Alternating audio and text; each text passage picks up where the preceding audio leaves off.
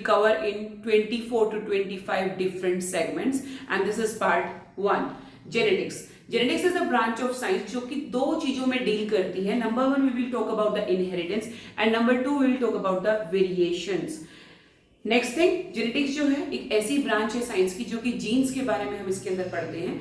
Jeans किस तरह से एक जनरेशन से दूसरी जनरेशन में ट्रांसफर होंगे, या वेरिएशन म्यूटेशन जो है वो किस बेसिस पर, किस प्रिंसिपल्स पे फॉलो करती है, किस प्रिंसिपल्स को बेस मानती है, वो सारा कुछ हम इसके अंदर पढ़ने वाले हैं. जेनेटिक्स के फादर जो है वो मेंडल थे. मेंडल की जो है हमें लाइफ हिस्ट्री भी पढ़नी है इसके अंदर. Clear? So all this aspects we are going to study in genetics. Genetics जो यूनिट है हमारी, it is a very simple unit, लेकिन इसके अंदर क्राइटेरिया क्या रहेगा, आपको बड़े ही ध्यान से एक एक टर्म को समझना है, उसको अप्लाई करना है क्वेश्चंस में, तभी आप जेनेटिक्स को अच्छे से प्रैक्टिकल क्वेश्चंस को अच्छे से कर पाएंगे. Otherwise you will get complications. So genetics is the branch of science. Genetics. It is a branch of science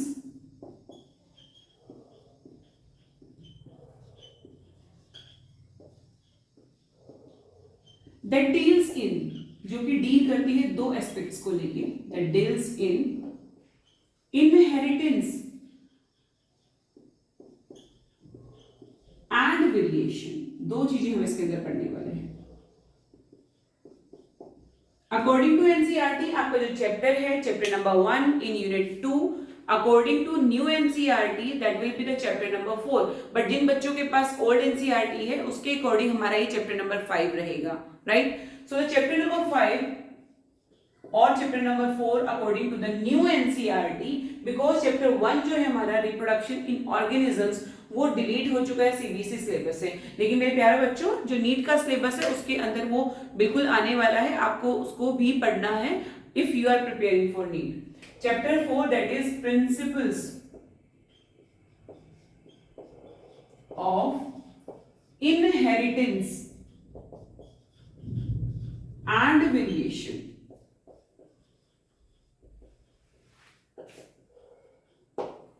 इस चैप्टर के अंदर हम इनहेरिटेंस क्या होता है, वेरिएशंस क्या हैं, उनके प्रिंसिपल्स क्या हैं, किसने इसके ऊपर काम किया, वेरिएशन या इनहेरिटेंस के बेसिस क्या हैं, लॉज क्या हैं, या फिर इनकी वजह से डिजीज या डिसऑर्डर, जीन मेकअप अच्छे से ना हो तो डिसऑर्डर जो है वो कौन कौन से हो सकते हैं, वो सारा हम इसके अंदर पढ़ने वाले हैं. So starting with the keywords. इस चैप्टर के अंदर कुछ न्यू वर्ड्स पढ़ने वाले हो, उनके मीनिंग जो है आपको क्लियर होने चाहिए. फर्स्ट ऑफ ऑल सबसे पहले मैं यहां लिखूंगी इनहेरिटेंस. इनहेरिटेंस ध्यान से समझिए. इनहेरिटेंस, इनहेरिटेड मींस ये वो कैरेक्टर्स हैं जो एक पेरेंट से अपने बच्चों में ट्रांसफर होते हैं. They are transferring from one generation to another generation. एक जनरेशन से दूसरे जनरेशन में जो कैरेक्टर्स पास होते हैं उनको हम बोलेंगे inheritance. So these are those characters that get transferred from one generation to another generation. ये वो कैरेक्टर्स हैं जो कि एक जनरेशन से दूसरे जनरेशन में पास होते हैं. इसको मैं एक एग्जांपल के साथ समझाती हूं. हमारे अंदर बहुत सारे ऐसे फीचर्स हैं जो हमारे फादर या हमारे मदर से मिलते जुलते हैं. वो इसलिए है क्योंकि कुछ कैरेक्टर जो हैं फादर या मदर से हमारे अंदर पास हो चुके हैं. That's why we are resembling our parents. लेकिन हम बिल्कुल एग्जैक्टली कार्बन कॉपी नहीं है अपने पेरेंट्स की. कुछ कैरेक्टर्स जो है वो वेरिएशन फॉर्म में हमारी बॉडी के अंदर आए हैं. So those characters that are not similar to our parent, that is variation. लेकिन वो कैरेक्टर जो हमारे पेरेंट्स से मिलते जुलते हैं, हमारे अंदर एज इट इज आ चुके हैं, उनको बोलेंगे हम इनहेरिटेंस. सो इनहेरिटेंस वो कैरेक्टर्स जो एक जनरेशन से दूसरी जनरेशन में ट्रांसफर हुए हैं. वेरिएशन इसके अपोजिट है. ये वो कैरेक्टर्स है जो एक जनरेशन और दूसरी जनरेशन में पास नहीं हुए, या जो नेक्स्ट जनरेशन है उसके अंदर कुछ अलग कैरेक्टर्स आ चुके हैं. that can be due to the mutation, that can be due to the recombination. during the formation of gametes. So we are having two words. Number one, inheritance, and number 2 is variation. So variation is what? It is varying degree of characters. ये वो characters हैं जो कि एक generation से दूसरे generation में पास नहीं होते. It is varying degree of characters that do not pass from one generation to another, that are not same. We also can write in one generation or in previous generation and the next generation.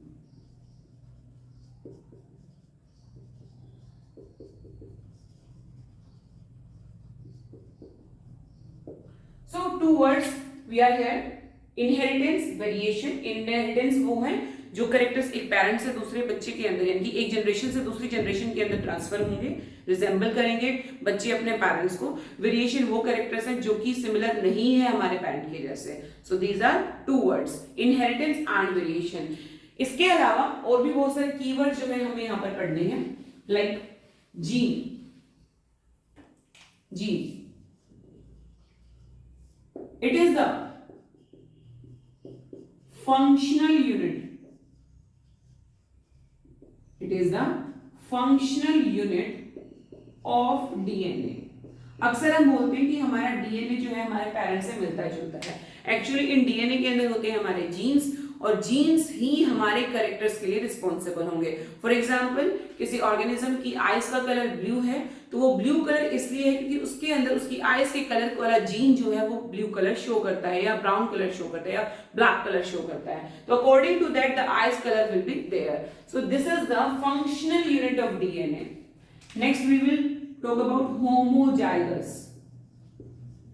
क्योंकि हम diploid organisms की बात कर रहे हैं तो हमेशा gene के टू फॉर्म्स प्रेजेंट होते हैं, that is Aleel.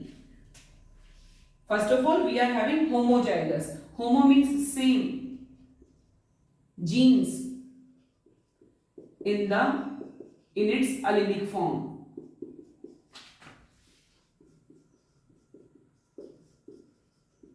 For example capital T एक पेयर है जीन का, इसको हम अलील बोलते हैं, और दोनों जीन्स जो है हमारे सेम है. एक कैपिटल टी है तो दूसरा भी कैपिटल टी है. इसी तरह से स्मॉल टी दोनों होमोजाइगस कंडीशन है. इस कंडीशन को बोलेंगे homozygous tall, and this is homozygous dwarf यानी कि रिसेसिव. एक हमारा होमोजाइगस डोमिनेंट है और दूसरा हमारा होमोजाइगस रिसेसिव कैरेक्टर है. इसके अलावा एक और कीवर्ड है, that is heterozygous. Heterozygous. Hetero means different.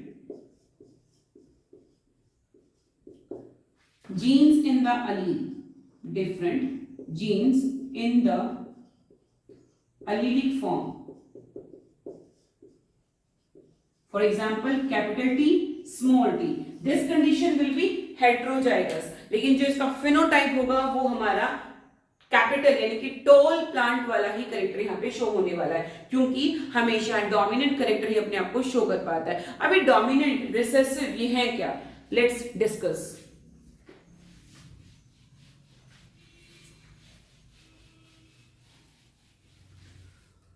First of all, we should write here alleles. What are alleles? Alleles are the different forms of the same gene. That is allele. Allele क्या है? एक ही gene की जो दो different forms होती हैं उसको allele बोलते हैं. फॉर एग्जाम्पल, हमारे जो क्रोमोसोम्स हैं वो हमेशा पेयर में प्रेजेंट होते हैं. That's why we call them 2n. One comes from father and one comes from mother. एक क्रोमोसोम आता है फादर से, दूसरा क्रोमोसोम आता है मदर से. इन क्रोमोसोम में सेम जीन्स होती हैं. फॉर एग्जांपल, ये क्रोमोसोम नंबर 21 का पेयर है, राइट? ये कोई भी क्रोमोसोम हम इसको मान सकते हैं, एक पेयर है हमारे पास. 23 टोटल क्रोमोसोम पेयर रहते हैं. हर क्रोमोसोम के अंदर होती है जीन्स. लेट अस एज्यूम ये जो जीन मैंने यहां ड्रॉ किया that is for eyes colour. तो दूसरे क्रोमोसोम पे भी, दूसरा जो होमोजाइगस क्रोमोसोम है इसका, इस पर भी आइस कलर ही होगी, तो इन दोनों जीन्स को आप बोलोगे alleles. So different forms of the same gene is known an allele. Basically diploid organism के अंदर दो फॉर्म्स रहती हैं and that is allele. Clear? So अब बात आती है कि डोमिनेंट कौन सी और रिसेसिव कौन सी। दो अलील्स में, दो जीन्स के अंदर एक हमारा डोमिनेंट कैरेक्टर रहेगा, दूसरा हमारा रिसेसिव कैरेक्टर यहाँ पे रहने वाला है। सबसे पहले हम बात करेंगे डोमिनेंट कैरेक्टर की। बेटे डोमिनेंट कैरेक्टर हम उस कैरेक्टर को मानेंगे जो कि रिसेसिव फॉर्म प्रेजेंट है, उसके बाद भी वो अपना कैरेक्टर, अपना फिनोटाइप ही शो करता है। फिनोटाइप और जीनोटाइप दो चीजें आप पढ़ोगे। फिनोटाइप का मतलब है एक्सटर्नली आपको कैसा दिखाई दे रहा है, जीनोटाइप का मतलब है कि उसके जीन्स में क्या है, वो होमोजाइगस है या फिर वो हेट्रोजाइगस है। So first of all dominant character, this will be the character that is और that can be shown even in the presence of recessive one. So this is the character, this is the trait और character एक ही बात होती है, trait भी बोल सकते हो। This is the trait that can show itself even in the presence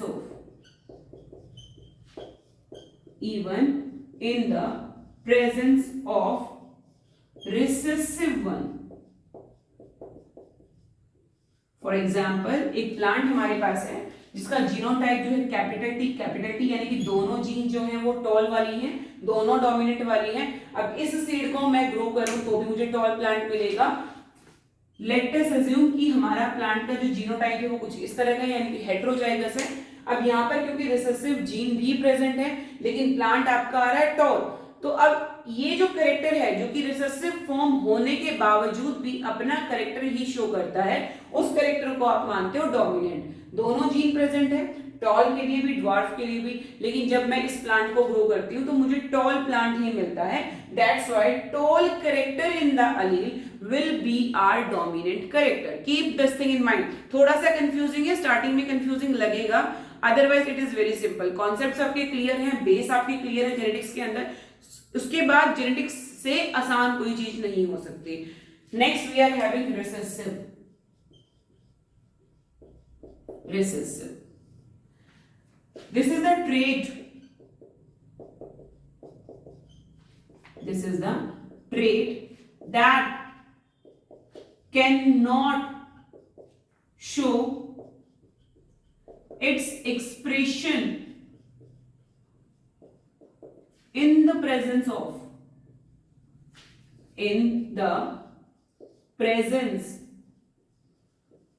of dominant one.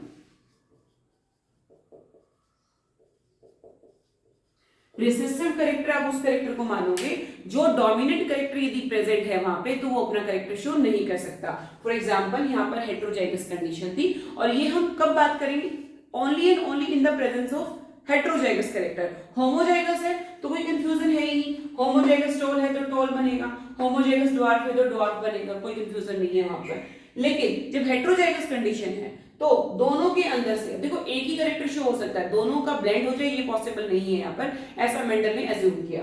अब कैरेक्टर हमारा डोमिनेंट भी है रिसेसिव भी है, लेकिन रिसेसिव कैरेक्टर डोमिनेंट की प्रेजेंस में अपना कैरेक्टर शो नहीं कर सकता, इसीलिए हम उसको रिसेसिव बोलते हैं। फॉर एग्जांपल दोनों की प्रेजेंस में अब मेरा प्लांट जो है वो ड्वार्फ आता तो मेरे लिए ड्वार्फ जो है वो कैरेक्टर डोमिनेंट होता, लेकिन जब मैं इस हेट्रोजाइगस कंडीशन वाले सीड को ग्रो करती हूं तो मेरे पास सिर्फ टॉल प्लांट्स ही वहां पे नजर आते हैं। That's why the dominant character will be the tall plant, not the recessive one.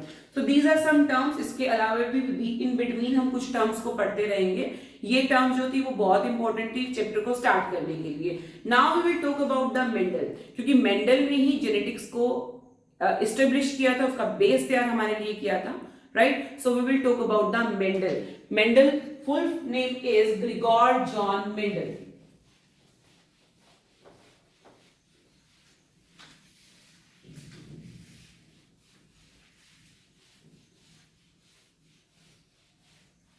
Mendel जो थे वो एक मैथमेटिशियन थे, ही वाज अ मैथमेटिशियन। अब आप बोलोगे मैं मैथमेटिशियन का एक बायोलॉजी के अंदर क्या काम है, वो बायोलॉजी के कॉन्सेप्ट कैसे दे सकता है, but he has given very well. Gregor John Mendel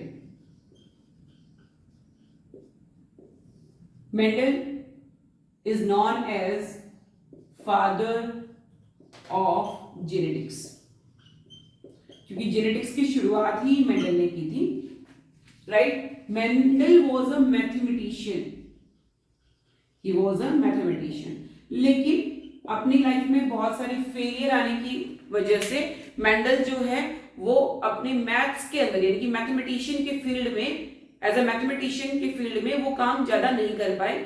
after that due to some failures in the life he started to work in a priest as a priest in a church में उन्होंने काम करना start किया, एक पुजारी की तरह, एक फादर की तरह वहां पे काम करना स्टार्ट किया।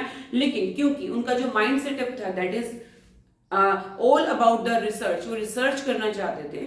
देयर वॉज अ गार्डन, एक गार्डन वहां पर था चर्च के अंदर, तो उन्होंने सोचा कि यहाँ पर क्यों ना पाइसम टाइप यानी कि गार्डन के अंदर गार्डन पी को क्यों ना ग्रो किया जाए। और गार्डन पी जब उन्होंने ग्रो करना स्टार्ट किया तो उन्हें बहुत सारे कॉन्ट्रास्टिंग कैरेक्टर्स दिखाई दिए। बेटा कॉन्ट्रास्टिंग कैरेक्टर्स वो कैरेक्टर्स होते हैं जो बिल्कुल एक दूसरे से अपोजिट रहते हैं। लाइक हमारा जो स्किन टोन है that is not a contrasting character, क्योंकि हमारे पास बहुत सारे टोन प्रेजेंट है। कॉन्ट्रास्टिंग कैरेक्टर वो होगा या तो ये या फिर वो। जैसे कि मैं बात करूं पी प्लांट के फ्लावर कलर की, यहाँ पर दो कॉन्ट्रास्टिंग कैरेक्टर हैं, या तो फ्लावर के का कलर जो है वो वॉयलेट होगा या व्हाइट होगा, इन बिटवीन कोई कंडीशन यहाँ पर नहीं है। So these characters are known as contrasting character. या तो प्लांट की हाइट जो है बहुत ज्यादा टॉल होती है या फिर वो ड्वार्फ प्लांट होते हैं। So these are the contrasting character. Pod की मैं बात करूं या तो ग्रीन कलर होगा या येलो कलर होगा, तो जिसको देखने भर से पता लग सके, जिसको हम इजिली हम देख सके, उसका फिनोटाइप जो हम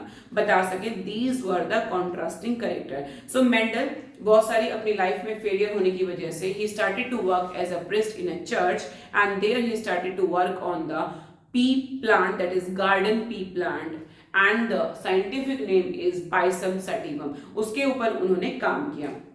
So he was a mathematician. Due to the failure in his life he worked as a priest in a church.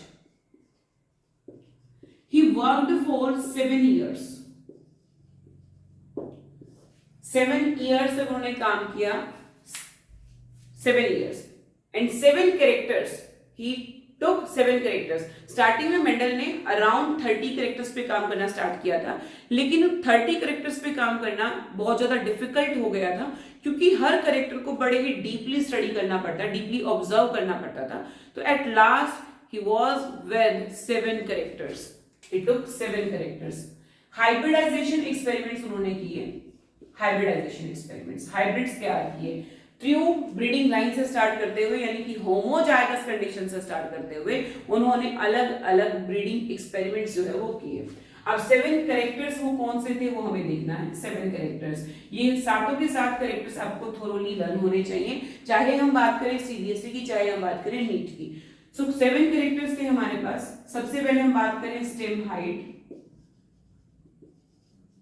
अब हर कैरेक्टर का कॉन्ट्रास्टिंग कैरेक्टर था, कॉन्ट्रास्टिंग कैरेक्टर जिसमें एक डोमिनेंट था और दूसरा recessive, contrasting characters. Stem height के अंदर 2 कैरेक्टर यानी कि टॉल एंड ड्वार्फ, राइट। उसके बाद हम बात करें स्टेम की हाइट हमने देख ली, फिर हम आ गए थे फ्लावर कलर पे। फ्लावर कलर, फ्लावर कलर में हमने या तो लिया वॉयलेट था उसके अंदर या फिर था white. Next character he has chosen flower position. Flower position के अंदर उन्होंने लिया या तो एक्सियल या फिर टर्मिनल, 2 ही कैरेक्टर थे यहां पर भी, या तो टिप पे प्रेजेंट होंगी या एंड में प्रेजेंट होगा। Fourth pod colour, pod colour के अंदर green and yellow. Pod shape, pod shape, pod वो होता है जिसके अंदर मटर के दाने होते हैं, जो पूरा एक रहता है उसको हम बोलते हैं pod.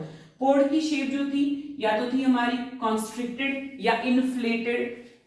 So inflated was the dominant one, या फिर कॉन्स्ट्रिक्टेड इसके अंदर गड्ढे प्रेजेंट हो।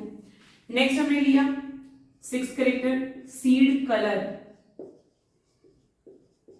सीड कलर के अंदर yellow will be the dominant one and green will be the recessive one. Then he has taken seed shape. Seed shape के अंदर या तो थी हमारे पास राउंड या फिर थी हमारे पास wrinkled. So these were the 7 characters जिसमें मेंडल ने काम किया. Stem height, colour, flower position, pod colour, pod shape, seed colour, seed shape. इसके अंदर एक कैरेक्टर था डोमिनेंट, क्योंकि जो कि अपना हेटेरोजाइगस कंडीशन में यानी कि रिसेसिव कैरेक्टर की प्रेजेंस में भी अपने आप को शो कर सकता था. तो जो मैंने स्टार्टिंग में लिखे हैं वो कैरेक्टर सारे डोमिनेंट हैं, जो बाद में लिखे हैं वो सारे रिसेसिव हैं. ये सारे एक्सपेरिमेंट्स होने के बाद ही मेंडल ने बताया था. सो स्टेम हाइट, टॉल और ड्वार्फ, फ्लावर कलर वॉयलेट और व्हाइट, फ्लावर पोजीशन एक्सेल यानी कि टिप पे ऊपर की तरफ, टर्मिनल मतलब बेस पे, पॉड कलर या तो ग्रीन या येलो, पॉड शेप इन्फ्लेटेड या फिर कॉन्स्ट्रिक्टेड, सीड कलर येलो या फिर ग्रीन एंड सीड शेप या तो राउंड या फिर रिंकल. अब इनको हमने नोटेशंस दी यानी कि वर्ड्स हम यहाँ बात करें. फॉर एग्जांपल मैं यहाँ बार बार टी लिख रही थी. डबल क्यों लिख रही हूँ? क्योंकि डिप्लॉयड ऑर्गेनिज्म में 2n नंबर ऑफ क्रोमोसोम होंगे और क्रोमोसोम पैरेलल चलते हैं जीन्स के. यदि 2 क्रोमोसोम है तो 2 जीन्स भी होंगे, सेम जीन्स होंगे यानी कि अलील भी होगा वहां पर. सो टॉल के लिए हमने कैपिटल टी लिया. टॉल जो है हमारा डोमिनेंट कैरेक्टर है, ये एक्सपेरिमेंट्स करने के बाद प्रूफ हो गया था. तो टॉल के लिए टी लिया, तो ड्वार्फ के लिए मैं लूंगी स्मॉल टी. नोटेशंस बता रही हूँ किस तरह से हमने ली है. वॉयलेट डोमिनेंट है तो हम कैपिटल भी लेंगे, तो व्हाइट के लिए हम स्मॉल भी ले लेंगे. एक्सियल में ए है तो ए कैपिटल, टर्मिनल के लिए मैं स्मॉल ए ले लूंगी. ग्रीन के अंदर जी यानी कि ग्रीन कलर हमारा डोमिनेंट था तो मैंने कैपिटल जी लिख दिया. येलो के लिए आप वर्ड यूज करोगे स्मॉल जी, वाई यूज नहीं करोगे यहाँ पर बिल्कुल भी. इन्फ्लेटेड में आई यानी कि आई डोमिनेंट था हमारा तो कॉन्स्ट्रिक्टेड के लिए मैंने स्मॉल आई ले लिया. वाई येलो यानी कि capital Y and small Y for green. Round R for dominant character और रिंकल के लिए मैंने ले लिया स्मॉल. तो इस तरह से हम नोटेशंस जो है वो यूज करने वाले हैं. चीजों को बड़े अच्छे से बेस आपको जेनेटिक्स का मैं बार बार बोल रही हूँ पता होना चाहिए. कोई भी कंफ्यूजन लगती है you can ask in the comment box. दोबारा से उस टॉपिक को करा दिया जाएगा, या आपको नोट्स भी चाहिए तो इसके प्रोवाइड हम करा सकते हैं. But you need to have all the bases clear in your mind first of all, otherwise genetics जो है थोड़ी सी टिपिकल होने वाली है. Thanks a lot.